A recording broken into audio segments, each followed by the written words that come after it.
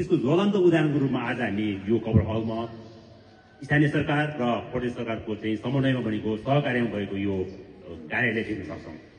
यो यसैको एउटा ज्वलन्त एउटा चाहिँ मोडल हो भन्ने पनि म भन्न चाहन्छु।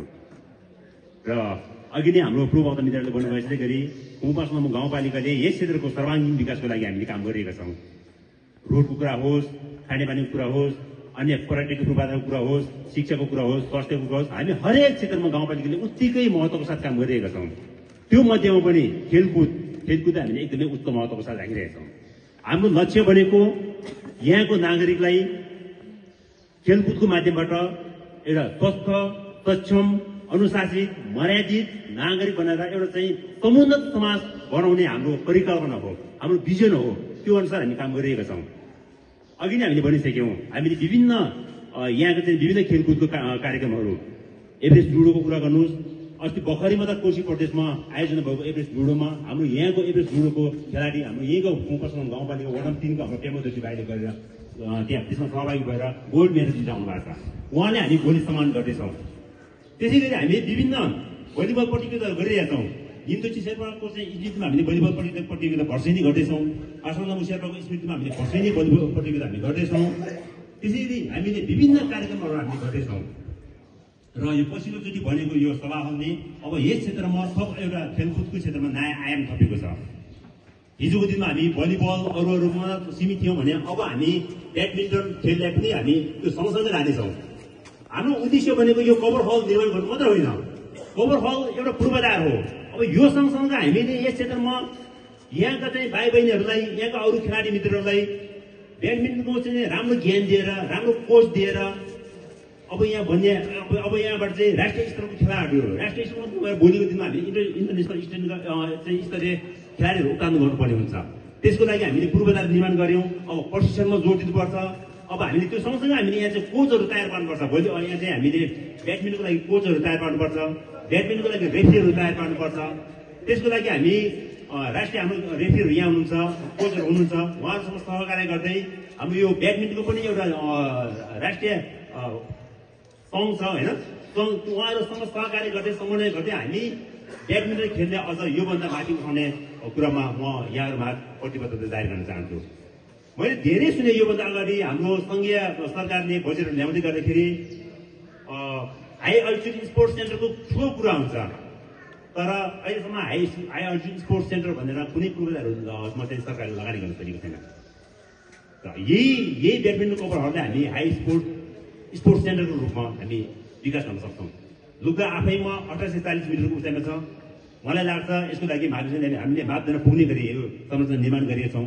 आगामी दिनमा ब्याडमिन्टनको एउटा चाहिँ हाई अल्टिट्युड स्पोर्ट्स सेन्टरको रूपमा यो आफैमा पनि एउटा राम्रो चाहिँ थलो हुनसक्छ भन्ने मैले दिएको छु।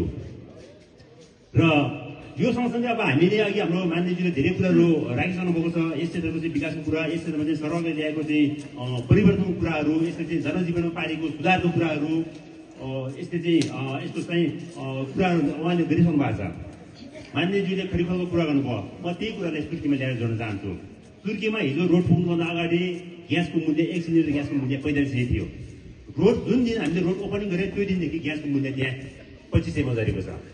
त्यसरी 1 सिलिन्डर ग्यासमा 2000 रुपियाँ घटेको छ। त्यसै गरेर खाद्यान्नमादेखि लिएर अरू हरेक यहाँको चाहिँ यो क्षेत्रमा चाहिँ हामीले ढुवानी गरेर ल्याउनु पर्ने सामग्रीहरूमा हाम्रो चाहिँ एकदमै मूल्य घटेको छ। त्यसले चाहिँ यहाँको जनजीवन एकदमै सहज बनाएको छ। यो कुराले जोड दिनुको लागि अझ हामी गाउँपट्टि केन्द्रसम्म र त्यसै गरी सुर्खीदेखि लुक्कासम्म हामी यही वर्ष हामी सडक सञ्जाल जोड्ने भनेर हामी लागिरहेका छौँ।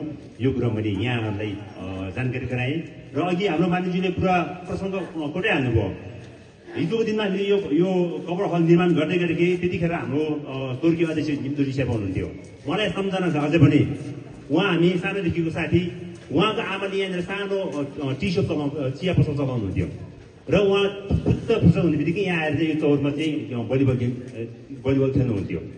त्यतिखेरदेखि उहाँले सोच्नुभएको यहाँ चाहिँ एउटा व्यवस्थित कभर हल भएको भए हामी अन्य अरू जुनसुकै बेला पनि चाहिँ हामीले खेलकुद गतिविधिहरू गर्न सक्थ्यौँ भने उहाँको चाहिँ जुन भिजन छ त्यही भिजनमा टेकेर हामीले यो कभर हल निर्माण गरेको छ। र यसले पनि उहाँप्रति एउटा चाहिँ श्रद्धा, उहाँप्रति एउटा सम्मान चाहिँ व्यक्त गरेको मैले महसुस गरेको छु। र अहिले यो ब्याडमिन्टन कभर हल अझै पनि यसको धेरै गर्नुपर्ने कामहरू बाँकी छ। यसको चाहिँ फिनिसिङको कामहरू बाँकी नै छ।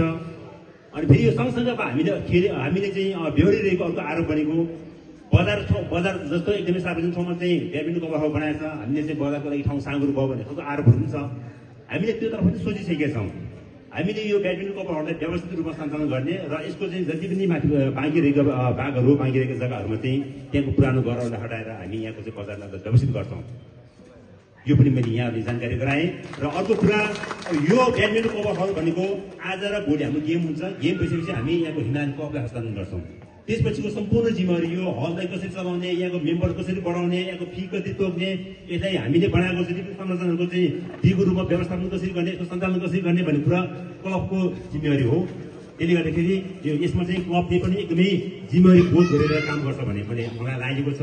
किनभने गाउँपालिकाले वर्षैपछि यहाँको म्याचको लागि यहाँको चाहिँ अरू संरचनालाई खर्च गर्न सक्दैन। हामीले गर्नुपर्ने थुप्रै काम हुन्छन्। त्यसले गर्दाखेरि एकचोटि इन्भेस्ट गरिसकेपछि, एकचोटि लगानी गरिसकेपछि त्यसलाई दिगो रूपमा सञ्चालन गर्ने जिम्मा क्लबको भएपछि म क्लबको सम्पूर्ण साथीहरूलाई यसको चाहिँ राम्रोसँग सदुपयोग गर्नको लागि म अनुरोध गर्न चाहन्छु। र अहिले यति मात्र कुरा जोडेँ। अरू बाँकी कुराहरू, यहाँको विकास निर्माण कुराहरू, अरू पाटोको कुराहरू चाहिँ म भोलि फेरि समापनमा चाहिँ विस्तृत रूपमा जोड्ने आजसहित आजको यो